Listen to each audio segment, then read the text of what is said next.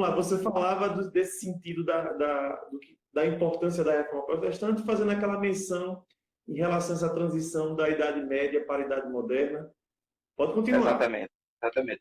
Então, aí eu estou lembrando o seguinte, a Europa, Marlon, que hoje a gente vê como esse berço da civilização, dessa transformação em que todo mundo quer... Tá me ouvindo bem? As pessoas aí e tal? Então, é esse local em que todo mundo quer viajar, se possível até ficar para morar, etc. e tal, nem sempre foi assim, né? A gente vai olhar uma Europa, antes da Reforma Protestante, de mais de 90% de pessoas analfabetas. Então, veja, essa reforma que começa no século XVI, e aqui a gente não está falando, pensando numa igreja em particular, a gente está falando do movimento em si. Né? É um movimento que a gente vai ver nesse movimento a contribuição, por exemplo, do que a gente chama hoje de democracia moderna. Por exemplo, eu sempre gosto de citar isso. Esse momento, esse bate-papo que a gente está tendo, queiramos admitir ou não, mesmo que não tenha sido necessariamente os postulados escritos por Lutero, Calvino, quem quer que seja, né, mas isso foi conquistado através do advento do chamado Reforma Protestante. Então, hoje, você poder me ouvir, eu poder falar, você poder concordar, discordar, ou seja lá o que for, isso é fruto desse movimento. Né? A gente vai lembrar disso muito claramente olhando o período medieval e vendo que não era assim. Basta lembrar Galileu Galilei, que mesmo estando com a razão, mas diferentemente do que a igreja pensava, ele abre mão das suas convicções. Correto. Então, a reforma protestante é como eu estou falando, né? Bem mais do que qualquer movimento relacionado à questão religiosa, é um movimento que vai contribuir nesse processo civilizatório. Não estou dizendo aqui que tenha sido necessariamente um movimento perfeito. Perfeição não existe na face da Terra, só no céu. Então, essa concepção de democracia, de escolha, de poder falar, de poder concordar ou discordar, isso nós devemos à Reforma Protestante do século XVI. Então, só para um aperitivozinho aí para a gente depois esboçar outras ideias. Assim, Roberto, eu sempre explico para os meus estudantes, quando a gente trabalha esse conteúdo, que a Reforma Protestante, ela fez com que a gente emergisse para um novo mundo também, porque Perfeito. Até então, né, toda aquela construção sociocultural e religiosa da Idade Média condicionou as pessoas que eram fortemente influenciadas pelas ideias católicas ou teocêntricas, né, como é mencionado nos livros didáticos, fizeram as pessoas se abrir para uma realidade nova. Então, a Reforma Protestante, ao nosso ver, ela tem um impacto direto no que a gente chama de construção da modernidade. Né? Perfeitamente. É um personagem que nós devemos compreendê-lo muito bem, bem como também os reformadores que foram contemporâneos e antecessores do Lutero. Porque a gente só visualiza o Lutero por conta de todo o protagonismo dele, né? E, consequentemente, o que vai ocorrer depois. Mas é bom que também as pessoas que estão assistindo a gente percebam que existiram, né, outros reformadores, pessoas que já tinham e comungavam das expressões das ideias de Lutero e que automaticamente tinham e sofriam um processo de repressão por conta do poder legitimado naquele momento que a igreja, aliada a alguns estados, empreendia. Né? Eu considero fundamental a gente compreender esse sentido da reforma, né, Roberto? Perfeito, perfeito. Você está fazendo uma leitura extraordinária, porque eu sempre lembro também, né? Injustamente, esses pré-reformadores, como são denominados, eles acabam sendo esquecidos, né? A gente tem John Wycliffe, a gente tem John Hus, discípulo dele, a gente tem Savonarola e tem tantos outros que poderiam ser citados. O Wycliffe, por exemplo, vai viver quase 2 séculos antes de Lutero, um século e meio aproximadamente, com ideias de reformar essa igreja que ele fazia parte, porque ele era um padre, Wycliffe, denominado como a estrela d'alva da reforma, que vai ter uma morte comum, ou seja, para a época cerebral, uma morte derrame cerebral, mas que depois seus ossos vão ser exumados para que vá ser posto na fogueira né? A mesma sorte não teve o seu discípulo, John Hus, né? Que vai ser condenado e vai ser levado para a fogueira. Mas é impressionante, Marlon, isso que você está lembrando, porque quando você vai olhar a fala desses homens, era, era de uma autenticidade e de uma proclamação de inconformidade, por incrível que pareça, às vezes maior do que o próprio Lutero. E é isso que eu sempre pergunto. Quando eu vou ensinar essa disciplina num seminário para os alunos, aí eu começo falando quem foi o Wycliffe, quem foi John Hus, e aí mostrando o que eles pensaram, tudo tal. E eu sempre pergunto para eles, por que a reforma não deu certo com eles? Por que só dá com Lutero depois, um século e meio depois de Wycliffe, um século depois de John Hus? Eu digo por um motivo simples, basta dar uma relida aí na história. É porque esses homens não tiveram a oportunidade de ter ferramentas ou elementos que contribuíssem na sua época, como teve Lutero. A gente está falando de Lutero, agora, tendo a sua disposição e aliado, né, a imprensa. Eu concordo, até porque quisera eu que fosse meu esse pensamento, mas não é, historiadores falam isso. A grande probabilidade é que a reforma jamais seria o que foi sem o advento da imprensa. Aquelas teses que ele coloca ali na porta, chamando para o debate, aquilo vai ser reproduzido rapidamente e os eventos vão encarregar aquilo na Europa para que as pessoas saibam o que está acontecendo na Alemanha. Então, Lutero vai beneficiar, se eu sempre gosto de lembrar, da imprensa, do próprio movimento, que é o Renascimento, que vai contribuir muito para a reforma protestante. Lutero vai ter como aliado, né, contribuindo para a reforma, as grandes navegações. A gente tem um mundo estagnado durante 15 séculos, né? Chega até 1500 ali, final do século XV, um pouco mais de 1500. A gente tem até 1500 aproximadamente, um mundo parado. A gente tem frações de segundo, descobrimento das Américas com Colombo, né, em 1492. A gente tem 2 anos depois o Tratado de Tordesilhas entre Portugal e Espanha. A gente tem, em 1498, até então desconhecida numa nova rota, o descobrimento das Índias por Vasco da Gama. E a gente tem em 1500 o nosso achamento aqui, como dizem, né? Então, veja, em frações de segundo, no estalar de dedo, o mundo está se tornando conhecido.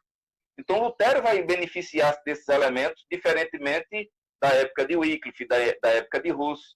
Então, quando as pessoas querem saber por que não deu certo com eles, é porque eles não tinham elementos que hoje, ou pensando na época de Lutero, que Lutero passou a ter, né? Então, isso é muito importante quando você lembra a presença desses pré-reformadores.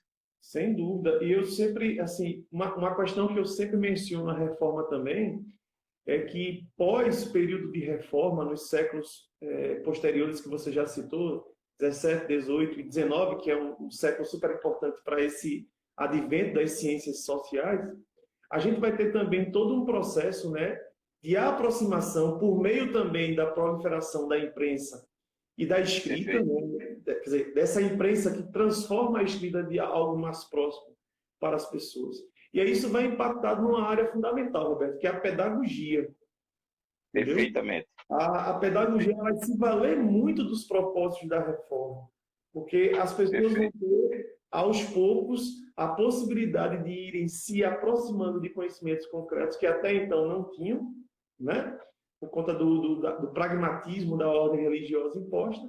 E aí, essa é uma contribuição também muito importante.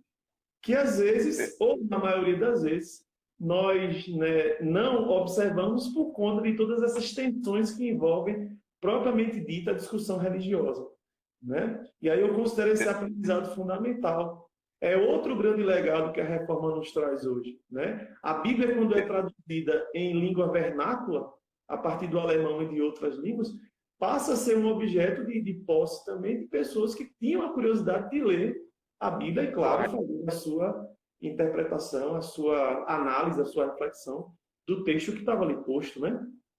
Corretamente, perfeitamente sua interpretação dos fatos, porque isso é muito interessante que você lembre, Marlon, e aquilo, mais uma vez, a gente não está falando de denominações, de igrejas, a gente está falando de um movimento. Essa igreja, que vai ser denominada de protestante, de reformada mais adiante, né, mais ligada à reforma, é uma igreja, Marlon, que você obviamente sabe, que ela já começa diferente. Você vai ver um Lutero no cativeiro babilônico, como você bem lembrou aí, traduzindo a Bíblia na linguagem do povo, coisa que não era comum. E qual era o objetivo disso? Era alfabetizar esse povo através das escrituras sagradas. A gente vai ver, por exemplo, em Genebra, com Calvino mais adiante, ele preocupado na formulação de uma academia para que as pessoas fossem instruídas, né, para que esses novos pastores dessa igreja tida como protestante tivessem conhecimento dos fatos. Né? Eu participei recentemente de um evento, por questões de descrições e ética, eu não vou dizer onde, mas eu participei de um evento falando da contribuição da reforma a partir das escrituras como um elemento de desenvolvimento social, educacional, etc. e tal. E depois, quando eu terminei minha fala, o coordenador do GT ali, ele disse, Zé Roberto, mas sua fala foi muito ideológica. Aí eu perguntei para ele, mas qual é a fala que não é, professor? Ninguém é neutro, velho. Ninguém. Nem a criança que chora, ela é neutra. Ela está chorando por algum motivo. Correto. Ela quer mamar, ela está com calor, algum motivo ela está, porque ela está chorando, né? Ela está chorando aleatoriamente.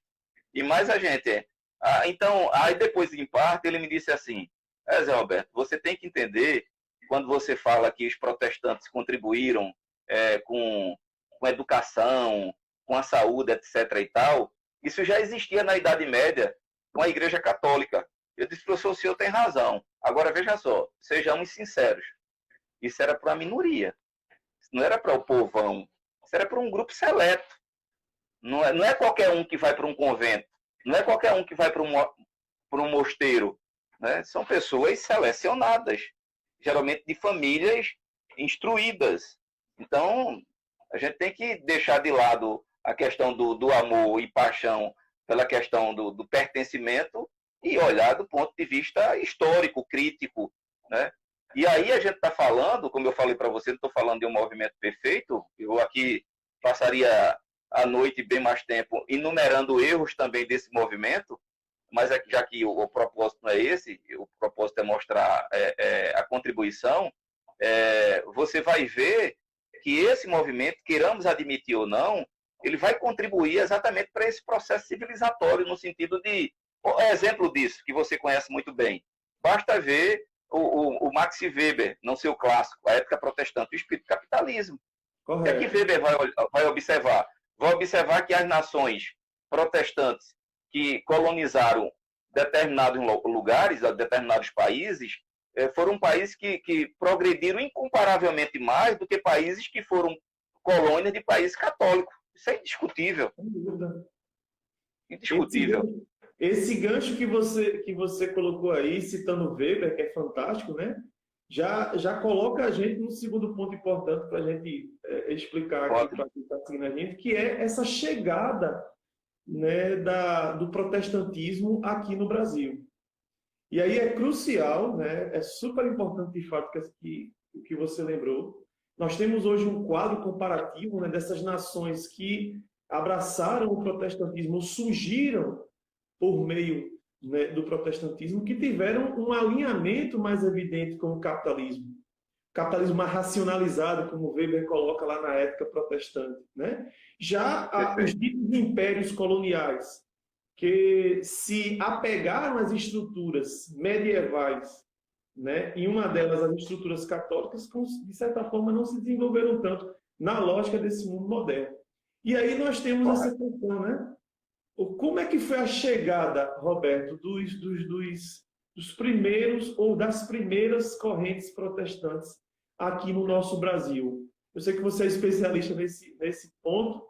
Esclarece para a gente aí, como é que foi essa chegada? Porque a gente conhece aquela história oficial, né, de Cabral chegando, os padres chegando, mas aí, e as correntes protestantes? Como é que elas chegaram aqui e começaram a fazer parte do processo histórico do nosso país? Explica para a gente, por favor. Ótimo, ótimo. vou fazer um resgate novamente lá na Europa e voltar para aqui. Veja, esse movimento tido como movimento reformado, ou seja, a igreja protestante, que vai surgir aí no início do século XVI, de certa forma, por incrível que pareça, né, mesmo abalando a estrutura dessa igreja católica, de certa forma, vai contribuir também para que essa igreja acorde para algumas realidades que as pessoas sabiam do que acontecia.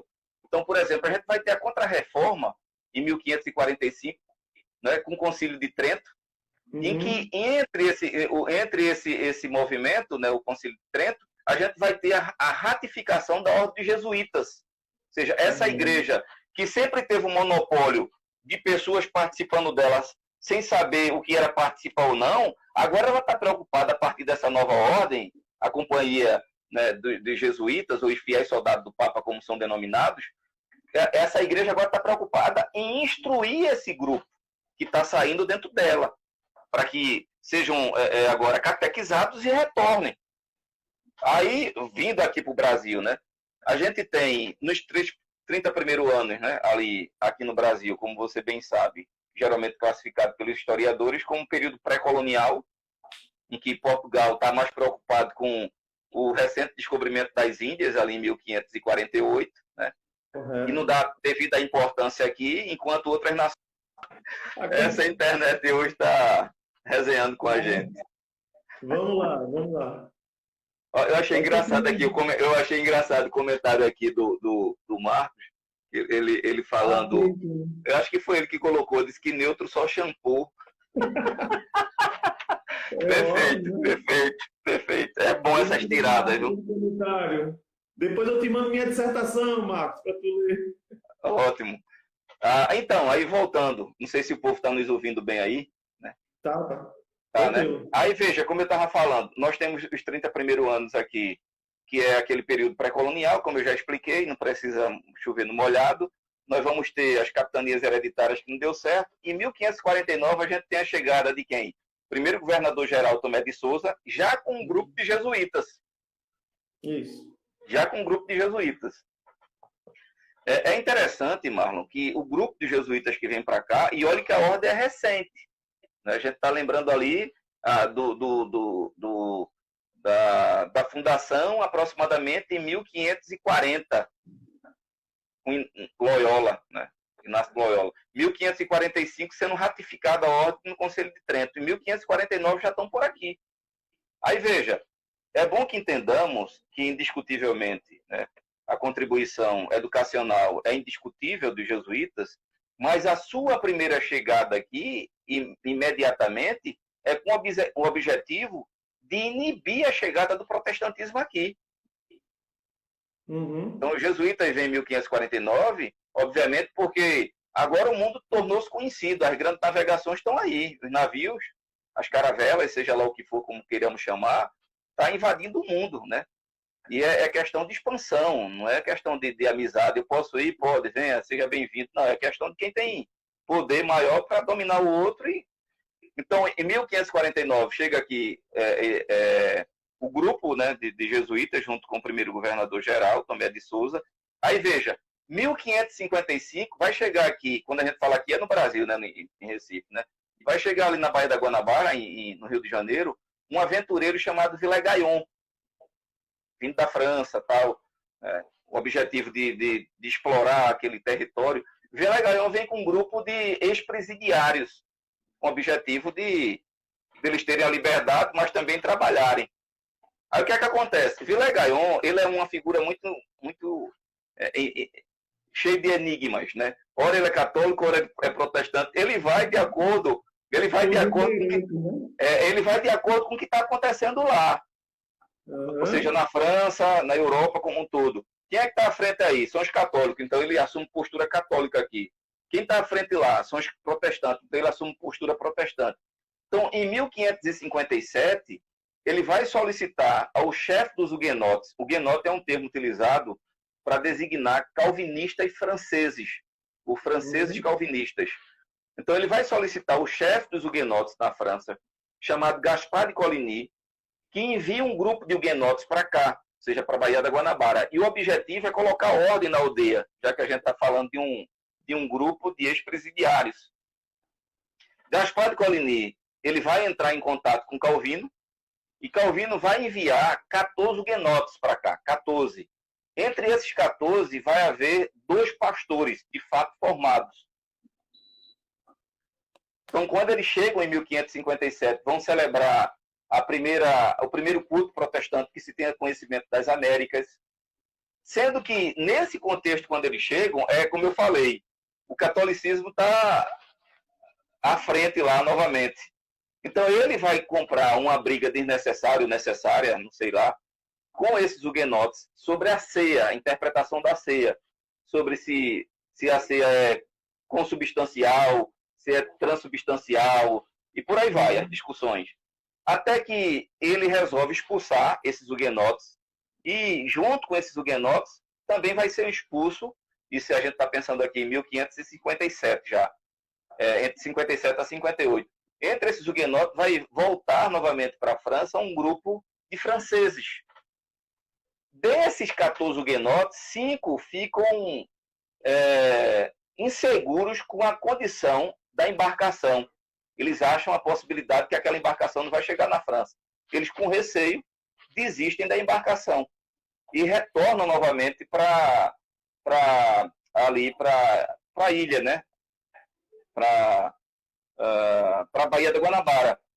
Sendo que eles sabiam da possibilidade do que iria acontecer. Eles seriam presos, porque eles já tinham sido expulsos. Então, um resolve fugir, que vai ser preso depois e vai ser morto. Os 4 que chegam lá na ilha, né, na Baía da Guanabara, um vai ser poupado por causa da sua profissão, que era um alfaiate. E 3, o Villegagnon vai obrigar que eles escrevam uma espécie de um tratado, ou seja, uma confissão, em relação ao que eles criam. E é interessante lembrar que desses 5, nenhum eram os 2 pastores, não. Os pastores foram embora. Eram 5 calvinistas mais leigos. E é muito impressionante isso, porque eles só fazem uso de uma Bíblia que ele tem em mãos e vão escrever a confissão de fé, que vai ser denominada Confissão de Fé da Guanabara. Isso é fácil de ser encontrada. E também vai ser denominada de Confissão de Fé Fluminense, ali por causa do Rio de Janeiro, onde eles estão. Depois desse escrito, eles assinam, eles vão ser mortos e vão ser jogados. Vamos fazer uma oração forte aqui para... Não. Desculpa a brincadeira aí com quem está nos ouvindo, de repente fizer parte de algumas dessas igrejas neopentecostais, mas se fizéssemos parte de uma igreja neopentecostal, a gente ia dizer isso é coisa do inimigo. Eita, pai. Ele está amarrado em nome de Jesus. Está amarrado. Agora, é amarrado bem longe, porque se ele ficar amarrado perto, vai atrapalhar. É verdade. Mas é isso. Então, como eu estava falando, depois dessa participação dos franceses, a gente vai ter outra participação dos protestantes, Marlon, com os holandeses, em 1630 a 54. E muito particularmente com Maurício de Nassau, né? Com aquele grupo que vem com Maurício de Nassau em 37. Então, veja, esse primeiro momento do protestantismo, mesmo alguns concordando ou não, pelos historiadores do protestantismo clássico, né, M. Leonardo, e tantos outros estudiosos, né, mais posteriormente, vão classificar esse protestantismo chamado de protestantismo de invasão, tendo em vista que aqui pertence a Portugal e vem franceses, vai vir holandeses. Então, nós não estamos falando aqui que necessariamente não houve um trabalho de evangelização ou coisa do tipo. Mas não foi, obviamente, é bom que lembremos aqui, não foi o objetivo central quando o protestantismo veio para cá nesses momentos, né? Mesmo que viesse ali os franceses para a Baía da Guanabara para tentar evangelizar aquele grupo da ordem, mas foi um tempo efêmero, teve sua participação importante, como foi o primeiro culto das Américas, a primeira confissão de fé das Américas, os primeiros mártires das Américas, mas ficou muito pouco disso. Ficou muito pouco. Com os holandeses, pelo tempo, houve um trabalho mais substancial, se é que a gente pode usar essa expressão. Com Nassau, a gente vai ter igrejas protestantes sendo fundadas aqui, a gente vai ter a presença de presbitérios, etc. e tal. Mas veja, para um grupo também muito seleto, o grupo que vem, e não necessariamente o grupo que está. Até porque são poucos que vão sendo alcançados por esse tipo de trabalho. Então, esse primeiro momento do protestantismo é denominado de protestantismo de invasão. Só depois disso, a gente só vai ver a presença de protestantes 2 anos depois da chegada da família real. A família real, como você bem sabe, chega em 1808, e a gente vai ter a presença de protestantes aqui em 1810, com aqueles acordos entre Portugal e Inglaterra. Tratado de comércio, né? Ali a questão da amizade, a ratificação de que a Inquisição não vai acontecer no Brasil, de que o culto aos acatólicos agora ele é permitido, mas também com as suas restrições. O culto protestante, né, com esses imigrantes que vêm, é aquele culto que poderia ser realizado nos lares, não podia ter presença de sinos, não podia ter presença de cruz, e menos ainda fazer prosélitos. Mas veja, independentemente dessas restrições, é um momento muito significante para o protestantismo brasileiro, porque é quando os protestantes passam a adquirir direitos que antes eles não tinham. Como você bem sabe, né, como estudioso do catolicismo, logo no início, ali do princípio do começo, né, uma redundância aqui, quando um católico morria, era sepultado na própria igreja. Correto. A população cresce, as epidemias crescem, agora é necessário um local específico, cemitérios. Mas também só quem podia ser sepultado nos cemitérios eram os católicos. E como sabia, né, por causa do livro de ordem do batismo. Então, quem não era católico não podia ser sepultado no cemitério. A gente tem um exemplo muito próximo nosso, que é a questão lá da briga de Abreu e Lima, que não vai ser considerado um católico por causa dessa liberdade de expressão que ele cria e distribui uma quantidade de bíblias aqui em Recife, vai comprar uma briga com o arcebispo de Recife e Olinda, vai ser negado sepultura no cemitério de Santa Maria e ele vai ser sepultado no cemitério dos ingleses, aqui na Cruz Capurá, né? Então tá lá, né? Rostam Paraíso fala muito bem disso naquele livro, Esses Ingleses. Tem um capítulo que ele trata sobre isso. Mas bem, voltando, é bom lembrarmos, por exemplo, que essas praias que nós temos hoje como cartão ou cartões postais, no grande período, foi exatamente lugar de sepultamento de pessoas não católicas que eram sepultadas nesses lugares deixados. Então, com esse acordo de 1810, aí é uma conquista, por exemplo, entre tantas, para que os protestantes tenham um local agora designado para sepultar os seus entes queridos. Esse protestantismo, ele vai ser denominado de protestantismo de imigração. Imigração. Por que de imigração? Porque ele acontece entre os imigrantes. Ele não pode fazer prosélito, ou seja, pregar para que o outro se converta. E mesmo com o advento da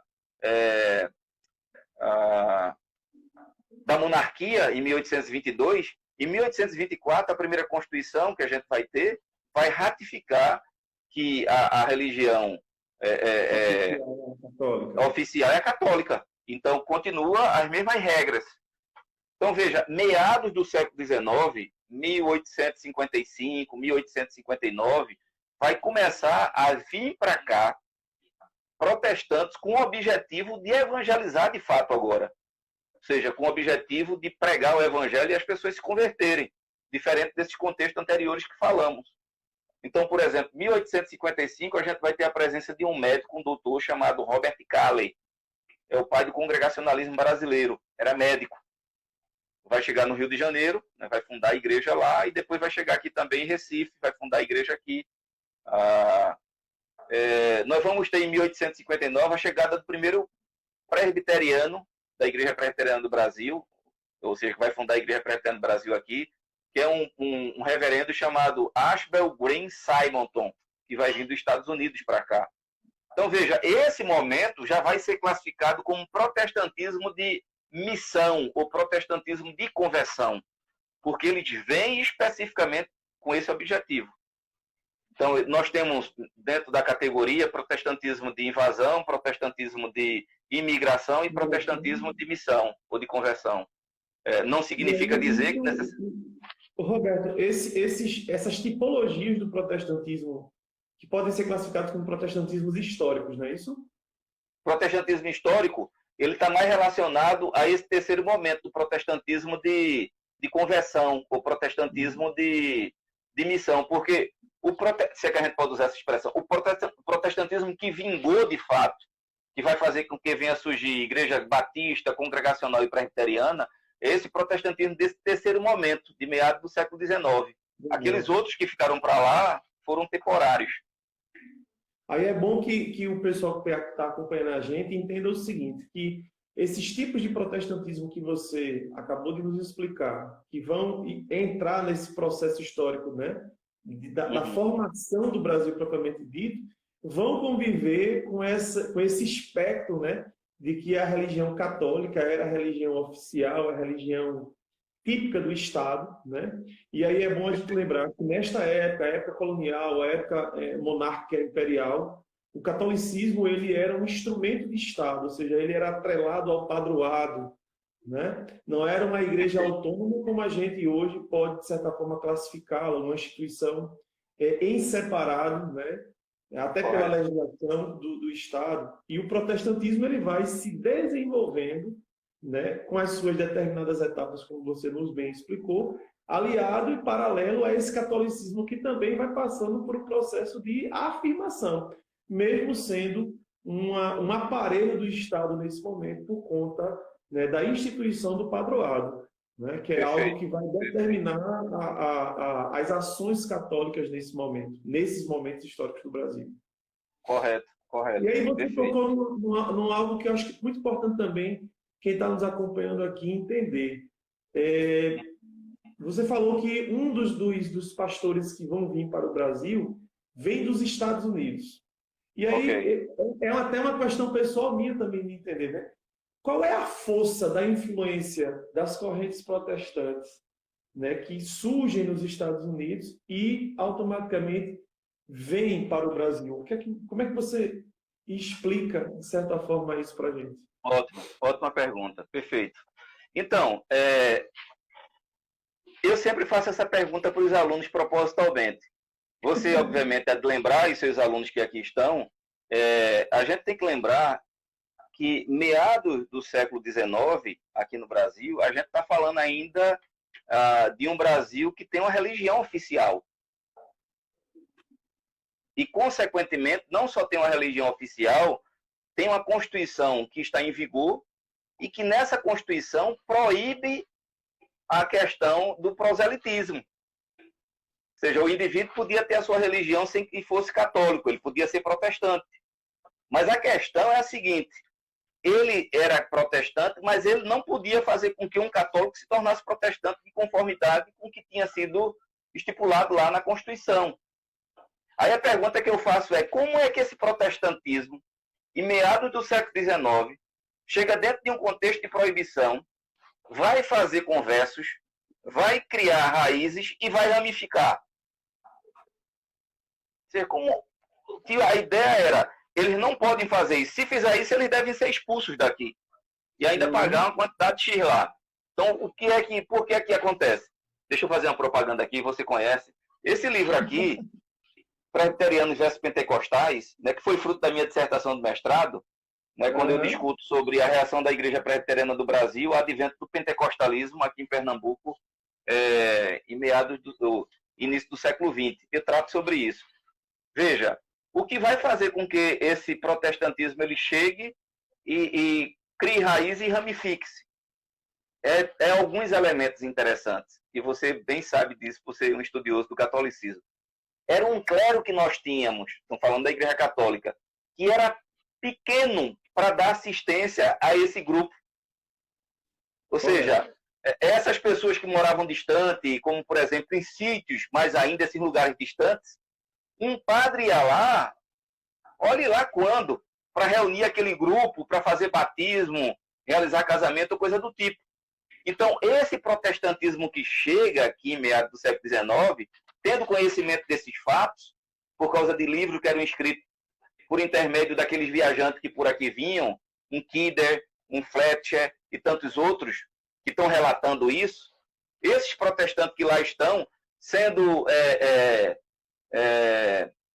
impactados com essas mensagens protestantes lá de meados do século XIX, nos Estados Unidos, né, para que eles vissem as missões como uma necessidade de se proclamar a glória de Cristo, segundo a igreja protestante, a gente pensando aqui nos Estados Unidos, esses jovens estavam eufóricos, querendo sair agora dos seus países para pregar o verdadeiro evangelho, segundo eles pensavam assim, para os pagãos, ou seja, mesmo alguém que tinha uma religião, mas que ainda não tinham sido alcançados pelo verdadeiro evangelho de Cristo, que eram assim que se pensava, né? Então, essas pessoas distantes nesses sítios, esses lugares aí, foram pessoas que esses protestantes que aqui, quando chegaram, foram logo atrás dessas pessoas. Então, quando a igreja percebeu, primeiro viu como uma religião exótica. Isso não vai dar certo. Essa turma não vai ficar aqui. Um sol escaldante, diferentemente do contexto deles lá. Era um grupo de pessoas que, geralmente, quando vinham, eram pessoas selecionadas, eram educadores, eram médicos, eram pessoas que, esses caras não vão ficar aqui, velho. Porque o que é que tem? Tem febre amarela para eles. Vão embora, vão voltar. Né? Mas eles estavam com o pensamento... Uma terra de ninguém, então. Aí, veja, tem essa questão do grupo do clero ser pequeno para dar assistência. E a outro elemento importantíssimo, Marlon, que a gente não pode esquecer, e aí entra a importância dos Estados Unidos, é que, diferentemente do seu pai, Dom Pedro I, Dom Pedro II, nasce, basicamente, é criado aqui, ele tem agora ele tem uma visão de uma contribuição de possibilidade por parte desses protestantes em relação a um desenvolvimento civilizatório. Ou seja, o grupo que vem de protestante para cá inicialmente, eles não são aceitos porque vem com a Bíblia na mão, mas porque vem com ofício. São médicos, são professores. Então, esse grupo, eles vão encontrar raízes, não significa dizer, eles vão plantar, né, e vão ramificar-se, não significa dizer que eles encontraram um ambiente fácil, não, encontraram hostil também, etc. e tal. Mas veja, esse grupo de protestantes que vem em meados do século XIX, historiadores do protestantismo vão dizer isso. Eles vêm com duas missões. Primeiro, com a preocupação com a alma. Eles querem converter o indivíduo para o indivíduo ser salvo para o céu. Mas também vem preocupado com o corpo. Ele vem cuidar da saúde, ele vem cuidar da educação desse indivíduo analfabeto.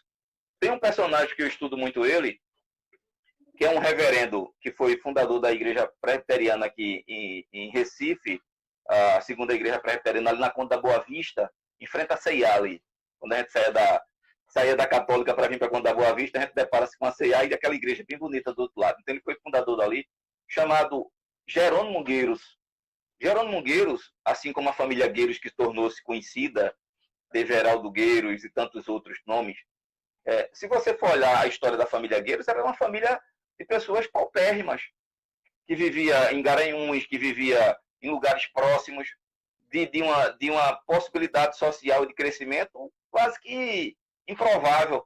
Então, quando esses pastores chegam, eles começam um trabalho pastoral na sua própria casa, chamando esse jovem, fazendo reunião na sua casa, esse jovem se convertendo, agora já tendo, naquela época, se hoje a gente tem todos esses mecanismos de possibilidades, ainda é difícil a gente aprender, por exemplo, inglês, naquela época esses jovens eram ensinados por esses missionários norte-americanos o inglês para eles. Mas por quê? É porque eles estavam pensando em mandar esse jovem para os Estados Unidos? Não. É porque tinham poucas literaturas em português. Então, como eles traziam os livros em inglês, eles ensinavam esse jovem em inglês para que eles lessem inglês. Então, esse Jerônimo Nogueiros, por exemplo, torna-se um catedrático, um pastor aqui respeitadíssimo. Isso no início do século XX. Ele vai morrer em 1953. Mas só para você ter uma ideia, ele chega a ser aqui, em Recife, o presidente da Academia Pernambucana de Letras. Ele vai ser o presidente do Instituto Histórico e Geográfico daqui. Um pastor, né? Então, o que eu estou querendo mostrar é que esse protestantismo que vem com o objetivo de converter, ele também vem com o objetivo de... Até porque isso fazia parte da mente desses americanos, de um desenvolvimento civilizatório. E a nossa pátria não é desse mundo, mas a gente tem que ser o melhor e dar o melhor. Então, a ideia era mais ou menos essa. Então, veja, a importância dos Estados Unidos está dentro desse contexto, porque muitos desses missionários que vêm em meados do século XIX vêm exatamente de lá. Né? É porque a história, infelizmente, nesse sentido, ela acaba sendo injusta, não necessariamente a história, mas nós, né, que fazemos história, acabamos sendo injustos de não dar o devido valor que tiveram as mulheres, mas veja, uma grande proporção do trabalho de educação aqui no Brasil, protestante, se deu por causa das mulheres, as missionárias que vinham para cá. É bom que se saiba, Marlon, que diferentemente do que a gente vê hoje, de muitos desses colégios protestantes, como o Agnes aqui em Recife, o 15 de novembro lá em Garanhuns e tanto outro que poderia ser citado, o próprio Americano Batista, esses colégios, quando surgem, eles surgem com o objetivo, entre tantos, com o objetivo de evangelização. Quando as pessoas falam, não é um colégio de elite. Não, a elite mandava seus filhos para lá por causa da qualidade do ensino. Mas era um colégio do povão. Mas como assim, Zé Roberto? Por que era um colégio do povão? Porque o objetivo era alcançar essa classe marginalizada. E como é que eles iam pagar? Não pagavam, porque o sustento vinha dos Estados Unidos para cá. Eles investiam nisso. Essas igrejas norte-americanas investiam nisso. Os missionários que vinham, eles já viam um local que eles poderiam comprar, investir ali para que fosse feita uma igreja de lado. E isso era um pensamento de Calvino, já lá em Genebra. A igreja deve ser fundada, de lado deve haver uma escola e do outro lado deve haver um hospital. E os protestantes, no início, do princípio do começo, fizeram isso aqui. Então, é muito esclarecedor esses pontos, porque o que é que a gente percebe hoje, né, nesse atual cenário do campo religioso que nós temos, e nós como pessoas que analisamos esse cenário, né, sabemos que existem muitas pessoas que, infelizmente, não conseguem compreender essas tensões e, ao mesmo tempo, essas aproximações, né, e não conseguem ter essas informações que agora a gente está aprendendo com você. Ficam só nesse campo de tensão entre igreja A ou igreja B, que seja melhor a A ou a B. E desconhecem, de certa forma, que ocorreu todo um período, todo um processo, na verdade, histórico, de formação e, ao mesmo tempo, de consolidação, né, dessas perspectivas do protestantismo, que hoje reverberam, né, em ações e instituições que têm um trabalho muito sério, que realmente estão, de certa forma, voltados e comungam, né, de práticas populares que fazem, de certa forma, as pessoas terem promoção social. Então, é muito importante, esclarecedor, que as pessoas, de certa forma, percebam que não é a tensão ou a disputa entre igreja católica ou igrejas protestantes que, de certa forma, deve fomentar a nossa compreensão. E sim, esses olhares para essas instituições. E, claro, as teologias são formas de resposta e também formas de formação para que a gente compreenda melhor aquilo que a gente acredita, aquilo que a gente vivencia. Cada igreja, de fato, vai ter a sua teologia, ou seguem perspectivas teológicas. Mas, dentro do campo social, do campo histórico-social, é muito importante que a gente perceba a grandeza e a importância desse percurso histórico que o protestantismo teve. Né? Não condiciona apenas nessa tensão que, infelizmente, né, também é propagada de forma errônea pela mídia e causa interpretações assim que não são legais, levando até, né, infelizmente, o aparecimento de formas de racismo, de preconceito, de intolerância. Não é isso que a gente deseja. De forma nenhuma. Né? Perfeito, perfeito. É interessante isso que você está colocando, porque, por exemplo, tem um livro muito interessante para quem quer conhecer um pouco sobre esse trabalho social, um livro de um reverendo presbiteriano chamado Edgesse Martins.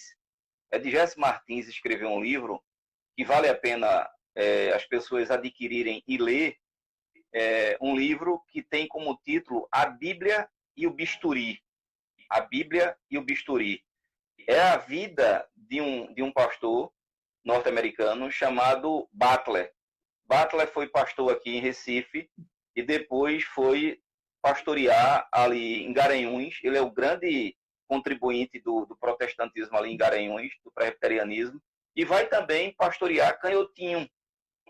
Era um médico. Então, só para você, e isso não é história que está lá, viva. O Butler, ele foi quase que assassinado por um indivíduo, né, apunhalada, e um homem atravessou-se na frente e foi atingido e acabou sendo morto. chamado Neve Lela, de uma família muito conhecida também ali em Canhotinho. O Neve Lela, os restos mortais dele, está sepultado na igreja presbiteriana de Canhotinho, onde também está os restos mortais do Dr. Butler. Você conhece bem uma pessoa que eu vou falar agora, que é o professor Roberto Mota. Sim, sim. Roberto Mota foi ele que me contou, porque ele foi aluno de Ariano Suassuna. Ele disse que a avó de Ariano Suassuna, certa ocasião, muito enferma, foi medicada, foi atendida e medicada, né, e acompanhada durante um tempo pelo trabalho médico do Dr. Butler, ali em Garanhuns e Canhotinho. E por esse motivo, ela acabou se convertendo ao protestantismo. Então, veja, assim, estou falando de quem está certo e errado, aquele que você colocou, estou falando de trabalhos que foram realizados, né, nesse sentido. Então, esses protestantes que para cá vieram, eles tinham essa concepção. Por exemplo, lá em Canhotinho, está lá agora e voltou, não sei se em forma de um museu, coisa do tipo, mas em Canhotinho o próprio Butler fez isso lá. Ele construiu uma igreja, ele construiu um hospital, que era onde ele mesmo trabalhava, e construiu do outro lado uma escola. Ele tinha tanto objetivo claro no que ele queria nisso, que ele deu nome às 3 instituições. A igreja ele chamou de fé, o hospital ele chamou de caridade, e a escola ele chamou de esperança. Veja a mentalidade que essas pessoas tinham. Razões teologais, né? Exatamente, exatamente. Então, assim, são histórias fabulosas. Como eu estou dizendo, esses detalhes da história do protestantismo, de certa forma, precisam ser mais conhecidos, né? Principalmente por nossos estudantes que estão hoje no ensino fundamental e médio. E hoje tem um detalhe super importante, Roberto, que a BNCC... Josias está lembrando um negócio interessante. O Ariano, por sua vez, foi até aluno também do Colégio Americano Batista. E não somente o Ariano, mas o próprio Gilberto Freire. Gilberto Freire é de família protestante, né? Ele vai mudando depois para estudar nos Estados Unidos, etc. Gilberto Freire chegou a ser membro comungante da Igreja Batista ali da Conta da Boa Vista, aquela que fica já perto ali do Cinema São Luís. Você voltando ali na Conta da Boa Vista, tem uma Igreja Batista, quase que em frente ao Bradesco. Ele foi membro dali, né? E estudou também no Americano Batista. Olha, veja que detalhe importante. Eu recordava que é muito importante que a gente tenha propriedade desses detalhes da história do protestantismo e também de outras religiosidades. Por quê? Porque a BNCC hoje, ela propõe a volta, né, a consolidação, eu falo dessa forma que é mais adequada, a consolidação do ensino religioso como uma disciplina, como um componente no ensino fundamental. E aí, a gente tem que, de certa forma, se apropriar desses detalhes para que, na sala de aula, os nossos estudantes tenham o direito de conhecer isso. E não sejam apenas condicionados a entender a tensão. Eu estou insistindo muito nessa questão, sabe, Roberto? Porque as pessoas, infelizmente, só visualizam isso. E nós, professores, hoje, eu estou mais centrado hoje no ensino fundamental e médio, com muito orgulho, são 2 níveis que me dão muito orgulho de estar lá. A gente está na academia, a gente vivencia a academia, mas a base tem que ter um olhar especial. E lá a gente pode, né, a partir dessa perspectiva que a ciência da religião nos coloca, e fazer com que esse conhecimento, que é cultural, passe também a ser, de certa forma, conhecido pelo estudante, que é direito dele. Perfeito, perfeito. Não é possível, de certa forma, a gente, né, contribuir ou ficar inerte a esses discursos, né, ora radicais de um lado, radicais do outro, que, infelizmente, estão presentes na realidade de muitos estudantes, porque eles transitam aí, não só nas redes sociais, mas também no mundo físico. Então, quando eu imaginei, né, que você aceitaria o nosso convite, eu disse, não, Roberto, vai ter que falar disso, para os meninos ficarem antenados, ficarem, de certa forma, terem essa experiência de conhecerem, né? Aí, veja, outro detalhe importante que a gente não pode deixar de brindá-los é o seguinte: esses conceitos, qual é a diferença ou quais são, como a gente poderia definir o que é o pentecostalismo, porque o protestantismo histórico você já nos explicou direitinho, inclusive as fases. Fantástico. Lembrando que quem está acompanhando a gente, essa aula vai ficar disponível no YouTube, tá certo, Roberto? Já estou te pedindo permissão para colocar lá no YouTube, tá bom? Manda ver. Então, como é que a gente define, ou como é que a gente pode entender melhor o que é o pentecostalismo e o que nós chamamos hoje de neopentecostalismo? Perfeito. Então, vamos lá. Isso também é uma discussão enorme entre os próprios estudiosos do protestantismo brasileiro, né? A gente está na moda de desconstruir o que foi construído. Ainda bem que podemos fazer isso.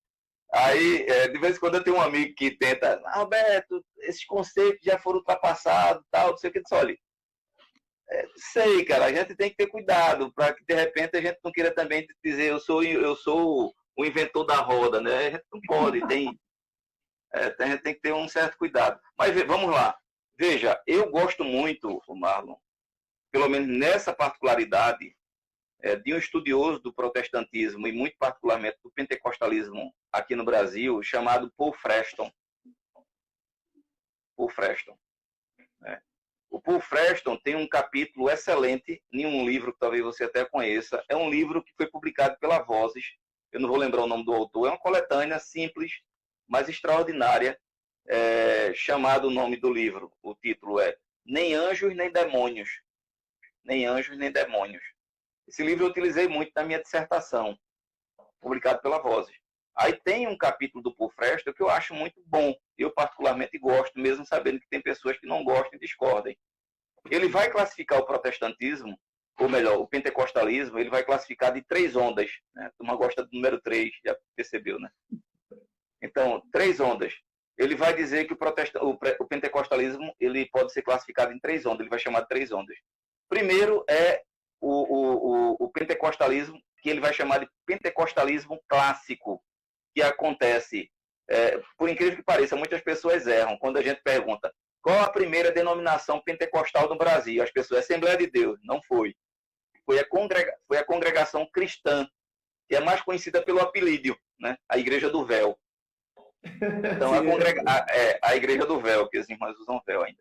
Então, a congregação cristã no Brasil começa com um trabalho realizado por um imigrante italiano chamado Luiz Franciscon, ou alguns chamam Luiz Francisco, né, para deixar logo Luiz Franciscon, que vai trabalhar com a colônia de italianos. Né, até a própria língua é preservada, italiano, tudo. Isso em 1910. Ainda no final de 1910, chegam aqui 2 suecos, batistas, que vão congregar numa igreja lá no Pará, Belém do Pará, uma igreja batista que vai ser o Gunnar Wingre e o Daniel Berg. Ele já vem de onde vem? Ele já vem com essa crença pentecostal por causa dos movimentos pentecostais que estão acontecendo nos Estados Unidos, na Rua Azusa, em 1906, e outros movimentos pentecostais que estão acontecendo no mundo, e muito particularmente nos Estados Unidos. Então, eles vêm para cá, né, com esse objetivo de difundir também essa mensagem pentecostal. Resumindo a história, eles vão ser expulsos dessa igreja, que eles começam a congregar, e um grupo juntam-se a eles. Então, esse Roberto, grupo que junta... Por favor. O Instagram está avisando que a gente tem 10 segundos. A gente faz o seguinte, a gente sai e volta e continua essa parte que é fundamental, tá ok?